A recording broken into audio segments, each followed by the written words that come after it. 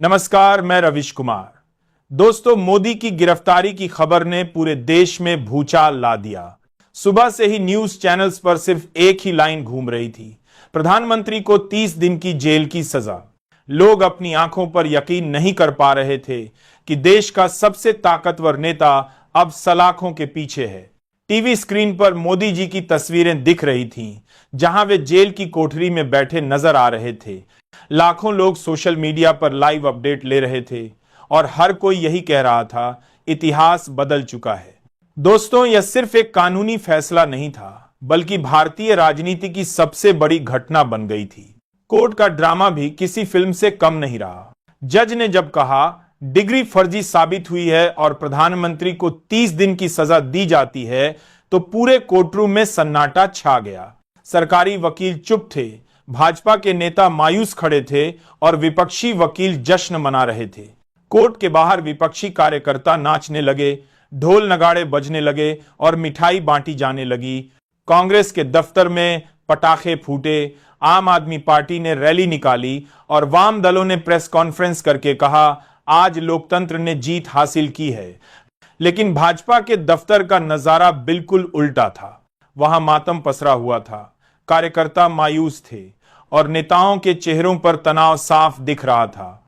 कई नेता आपस में कह रहे थे, अब क्या होगा, पार्टी को कौन बचाएगा। कुछ कह रहे थे, यह विपक्ष की चाल है, हमें लड़ाई लड़नी होगी।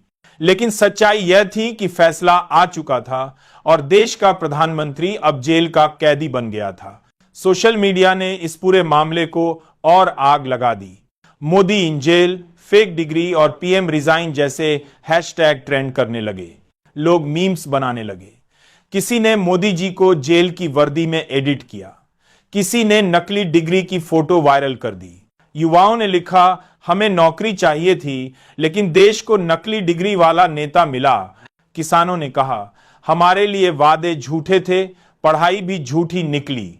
महिलाओं ने कहा, भरोसा टूटा है, अब नए नेतृत्व की जरूरत है। मीडिया चैनलों पर डिबेट की गर्मी और भी बढ़ गई। एक चैनल ने हेडलाइन चलाई, देश का प्रधानमंत्री जेल में, कुर्सी खतरे में। दूसरे चैनल ने दिखाया, मोदी का राजनीतिक अंत। एंकर चिल्ला रहे थे, क्या अब मोदी जी इस्तीफा देंगे। विशेषज्ञ कह रहे थे, कानून साफ है, प्रधानमंत्री जेल में रहकर पद पर नहीं रह सकते। कुछ पैनलिस्ट बचाव में कह रहे थे, यह विपक्ष की चाल है, मोदी निर्दोष हैं। लेकिन जनता की नजरें अब सिर्फ इस सवाल पर थीं, कुर्सी कौन संभालेगा।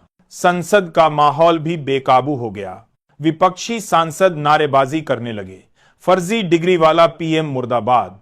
भाजपा सांसदों ने बचाव की कोशिश की, लेकिन शोर इतना ज्यादा था कि स्पीकर को बार बार व्यवधान डालना पड़ा। राहुल गांधी ने संसद में खड़े होकर कहा, अब देश को असली पढ़ाई वाले नेता की जरूरत है। अरविंद केजरीवाल ने कहा, अब झूठ पर नहीं, सच पर राजनीति होगी। ममता बनर्जी ने कहा, मोदी जी को तुरंत इस्तीफा देना चाहिए। देश की सड़कों पर भी उबाल आ गया। दिल्ली, मुंबई, पटना, लखनऊ, कोलकाता, हर जगह भीड़ उतर आई। कहीं पटाखे फूटे, कहीं मोदी का पुतला जलाया गया। मोदी समर्थकों और विरोधियों के बीच भिड़ंत भी हुई। पुलिस को लाठीचार्ज करना पड़ा। कुछ जगहों पर इंटरनेट तक बंद करना पड़ा क्योंकि माहौल बिगड़ रहा था। अब सबसे बड़ा सवाल खड़ा था, भाजपा का अगला कदम क्या होगा। अमित शाह, राजनाथ सिंह, नितिन गडकरी और जेपी नड्डा ने देर रात आपात बैठक बुलाई। बैठक में बहस तेज हो गई। किसी ने कहा, मोदी जी का बचाव करना चाहिए, उन्हें छोड़ना पार्टी की हार होगी। दूसरे ने कहा, अब जनता विश्वास नहीं करेगी, हमें नया चेहरा सामने लाना पड़ेगा। किसी ने सुझाव दिया, अमित शाह को पीएम बनाया जाए। किसी ने कहा, गडकरी को सामने लाना चाहिए क्योंकि उनकी छवि साफ है। लेकिन किसी को भी यकीन नहीं हो रहा था कि मोदी के बिना भाजपा खड़ी रह पाएगी। इसी बीच जेल से भी खबरें आ रही